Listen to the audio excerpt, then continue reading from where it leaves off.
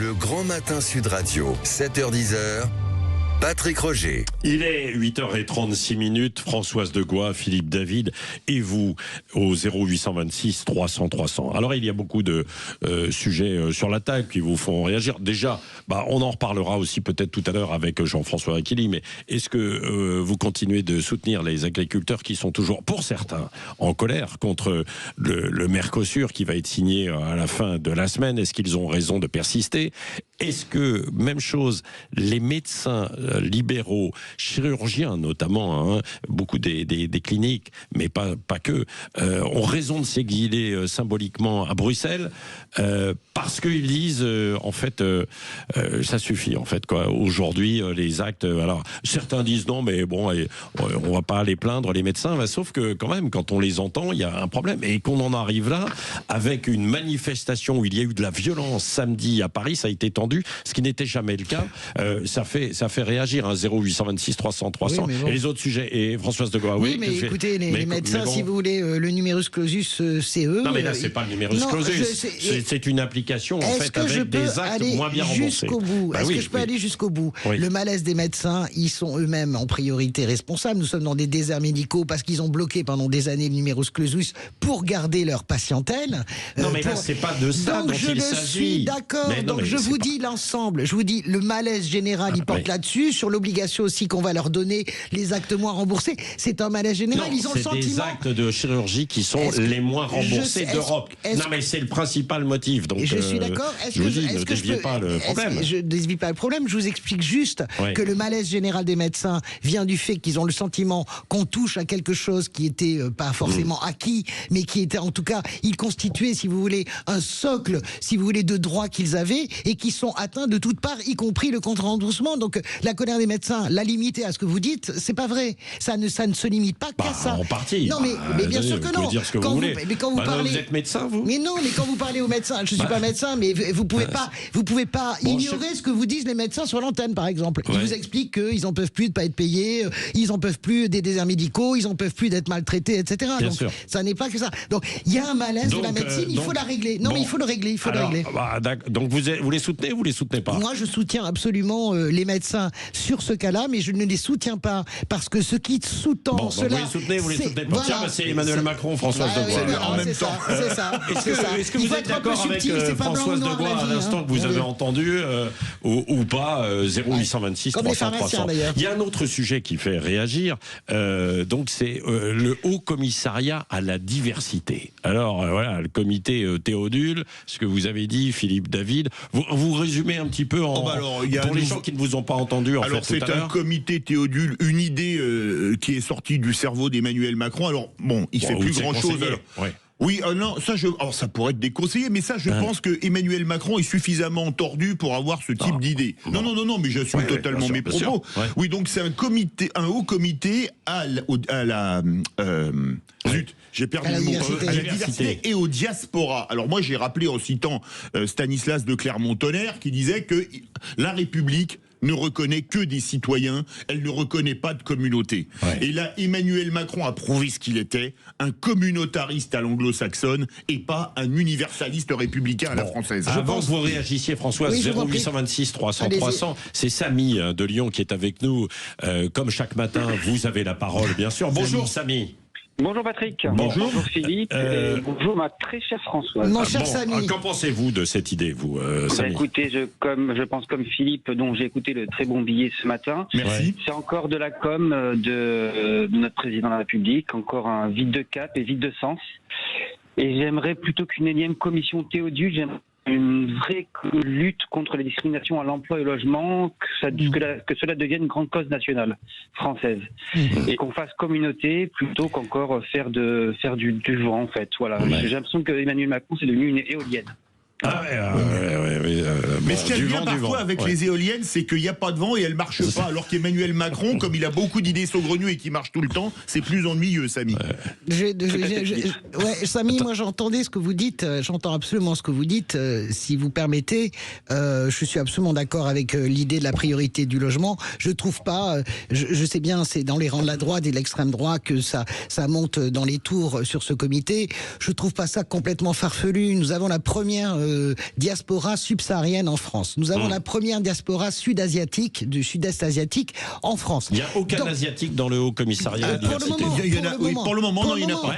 Mais pour le moment, non, mais est-ce qu'on peut dire que la liste n'est pas close? Est-ce qu'on peut préciser qu'il y a 100 personnes qui vont être tirées au sort aussi pour compléter le casting dont a parlé Philippe? Moi, je veux bien tout ce qu'on veut. Je pense que ça n'est pas du communautarisme. Ce comité, il va plancher pendant 3 mois sur les questions qui s'opposent à la discrimination. Moi, je veux bien qu'on parle du racisme anti-blanc, mais on n'a jamais vu, si vous voulez, je pense pas que ça soit légion, les blancs qui se font refuser les appartements pour les mêmes raisons que les blacks ou les beurs qui se font refuser les appartements. Donc, je pense que Emmanuel Macron, je veux pas le défendre, je suis pas la turiféraire d'Emmanuel Macron, je m'en fiche un peu, mais cette idée, vous le défendez un peu là. Mais non, je défends mon idée à moi. J'ai pas assez.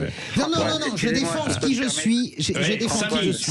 Samy. Ce qui me dérange, Françoise, c'est que, en fait, j'ai vraiment, moi, en tant que Français, né en France, mais d'origine maghrébine, j'ai toujours le sentiment, soit on me renvoie à mes origines, alors que moi, je suis né en France, ou alors 100% français. On me renvoie toujours aux origines de mes parents. Et en fait, j'ai l'impression que ce débat idéologique est perdu en France. Mais qui vous renvoie aux origines? C'est toujours la droite, l'extrême droite qui vous renvoie aux origines. C'est Emmanuel Macron qui renvoie. Gauche ou droite. Alors que moi, je suis français. En fait, moi, je me sens français. Bien sûr. Je suis fatigué, mais j'ai laissé tomber ce combat.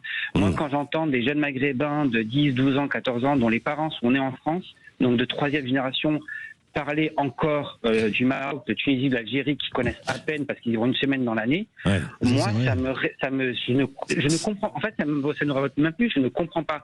Et quand j'envoie des CV et quand je cherche un logement et qu'on me discrimine à mon prénom, ça me dégoûte aussi. Et en fait, quand je dis que j'ai le cul entre 2 chaises, j'en ai marre qu'on me renvoie aux origines de mes parents. Moi, je suis français. J'ai pas besoin de le prouver. Vous savez quoi? Il y a pas longtemps, vous savez ce qu'on m'a demandé pour un emploi? Ma carte de Votre carte de séjour. C'est hallucinant. Et j'en suis tombé et je me suis dit, mais c'est une blague, il y a eu un blanc. Et là, la RH, elle se dit, mince. Et en fait, voilà où on en est. Oui, c'est comme Samy, mélanger les origines et mélanger la religion. Vous voyez ce que je veux dire? C'est-à-dire que je ne sais pas si vous pratiquez. Là, vous avez. Et on me renvoie toujours à ça. Que ce soit Macron, que ce soit le RN, on me renvoie à ça. Et je suis fatigué. Oui, et vous avez mis le doigt sur quelque chose d'important, c'est les 3e et 4e générations, bien sûr, effectivement, avec une forme, parfois, pour certains, de détestation. Et de revendication identitaire. Détestation de la France. Et ils sont un peu perdus, parce qu'ils ne sont pas non plus forcément les bienvenus dans leur pays d'origine. Là, je dis pays d'origine, cette fois, Samy, vous comprenez, en fait. Le combat idéologique est perdu en France. Philippe David, vous vouliez ajouter? Je crois pas encore. Très franchement, moi, je supporte pas ce communautarisme, parce que c'est une mesure communautariste que fait Emmanuel Macron, qu'on le veuille ou non. Je peux vous prendre un exemple sans vous raconter ma vie, Patrick. Moi, à l'époque, quand j'ai fait le service militaire, j'étais catholique. Ne racontez pas votre vie. Bon, allez-y. J'étais catholique pratiquant. Vous savez, la première chose, sachant que j'allais encadrer des gens que j'ai faites avant de partir au service, ça a été de retirer la croix que j'avais autour du cou. Parce qu'à l'époque, je portais une croix, parce que je ne voulais pas avoir un signe distinctif par rapport aux gars que j'allais encadrer. Et j'avais des gars qui étaient d'origine maghrébine, d'origine africaine, des dom-toms. J'avais des juifs, j'avais un bot people. Et tous les mecs, on était égaux et il n'y avait pas de communauté. On avait le même uniforme. Et au nom de mes principes, au nom des principes de laïcité, j'ai retiré ma croix avant de partir au service militaire. Est-ce que vous voyez le glissement que vous venez de faire? Ah ça y est, alors ça y est, la leçon de morale, la dame patronesse de la morale de gauche. Vous pouvez pas parler comme ça de bon matin, Philippe David. Est-ce que vous avez vu le glissement? Quel glissement? Le glissement, c'est-à-dire qu'on parle du communautarisme et vous parlez de la religion. C'est exactement ce que je viens de dire à Samy. C'est-à-dire cette espèce de mélange général qui consiste à dire que, par exemple, Samy, par définition, il serait musulman. Non, pas automatiquement.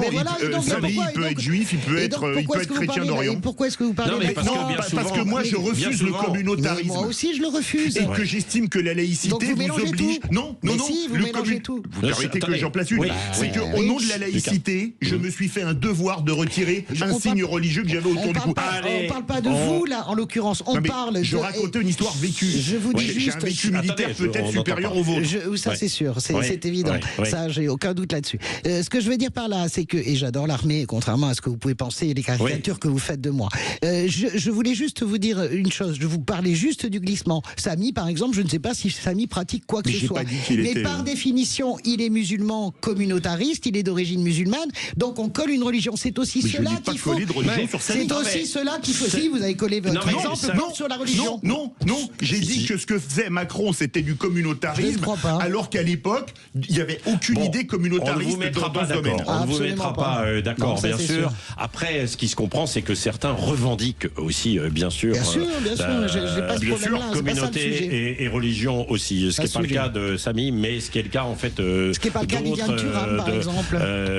Oui, mais d'autres, ce qui n'est pas le cas de Najat Vallaud-Belkacem. Alors, c'est pas aussi évident. Non, c'est pas aussi évident. Non, 8h47, on poursuit dans un instant le débat. Ça réagit sur les médecins. Sur Najat Vallaud-Belkacem. Elle s'est fait tabasser parce qu'elle était trop maghrébine pour les blancs et trop blanche pour les maghrébins. Oui, mais c'est vrai, mais il y a eu 2-3 déclarations qui ont été rappelées, bien sûr. Donc, on va pas refaire le débat là. Sinon, vous continuez 0826 300 300. Les médecins, dans un instant, ils abusent pas. Les médecins, justement, qui manifestent. Est-ce qu'ils ont raison ou pas? Et puis, on parlera aussi de l'Iran. Pourquoi on est aussi timide finalement oui, c'est vrai, en France et en Europe. Le Grand Matin Sud Radio, 7h-10h. Patrick Rocher. Il est 9h-10, vous allez continuer d'appeler 0826 300 300, bien sûr tout à l'heure avec Jean-François Aquili pour poser vos questions, vos réflexions autour de l'actualité. L'Iran dans un instant peut-être de nouveau, est-ce qu'on est trop timoré? Les agriculteurs qui continuent de se mobiliser, bien sûr, et peut-être le Haut Commissariat à la diversité, là vous avez vu, qui a suscité en fait des débats entre Françoise Degois et Philippe David, et puis avec Samy. Ça s'appelle le débat. Vous trouvez que c'est de la provoque d'Emmanuel Macron ou qu'il a raison de lancer ce Haut Commissariat à la diversité? Allez-y. Sur les médecins, donc on a commencé par cela tout à l'heure.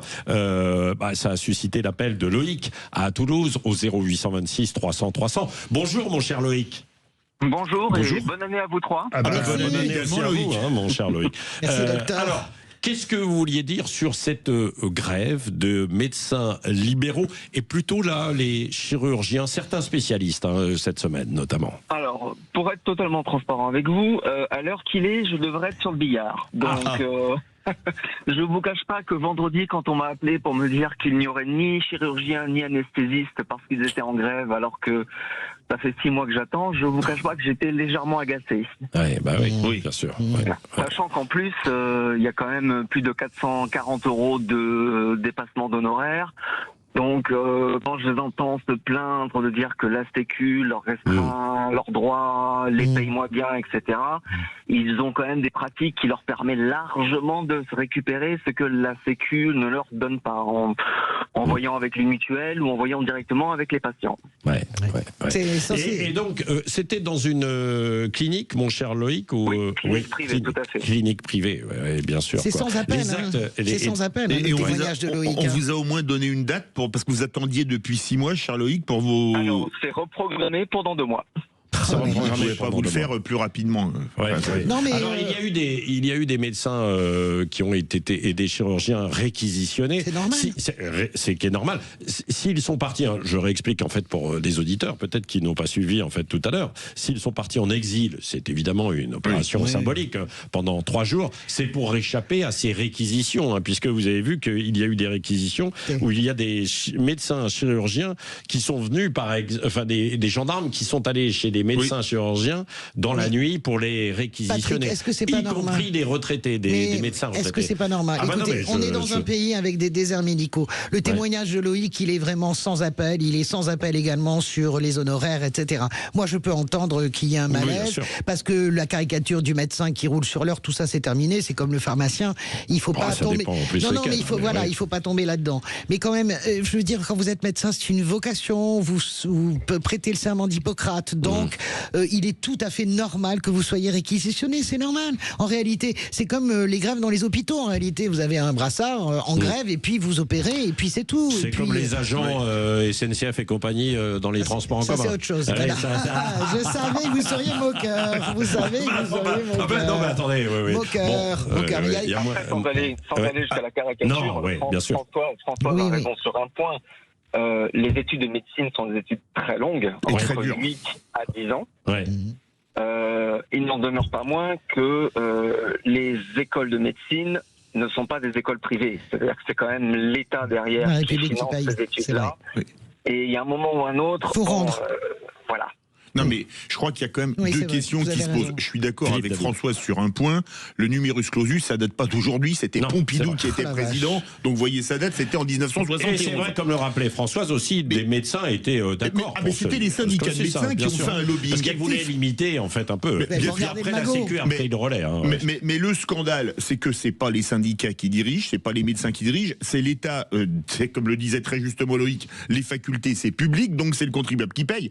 Moi, j'ai connu des enfants d'amis à moi qui étaient brillantissimes, bac S 18,5 ou 19 de moyenne, et qui ont échoué avec des parents médecins.